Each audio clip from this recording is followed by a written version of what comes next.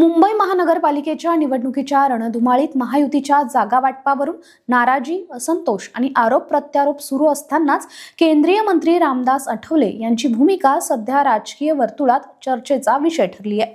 शिवसेना भाजपाकडून रिपाईला जागा वाटपात अक्षरशः खिचगंतीतही धरलं नाही। त्यातच मुंबईत रिपाईने स्वबळावर 13 उमेदवार उतरूनही रामदास आठवले महायुतीच्या प्रचार सभेला उपस्थित राहिल्यानं अनेकांच्या भुवया उंचावल्यात। महायुतीच्या जागा वाटपात आरपीआयची मोठी फसवणूक झाल्याची भावना पक्षातील नेत्यांमध्ये व्यक्त होते। भाजपाकडून एकही जागा देण्यात आली नसल्याचा आरोप आरपीआय नेत्यांनी केलाय। शिवसेनेकडूनही त्यांच्या अधिकृत चिन्हांवर केवळ एकच जागा देण्याची तयारी दर्शवण्यात आल्यानं आठवले गट प्रचंड नाराज झाल्याचं समजतंय।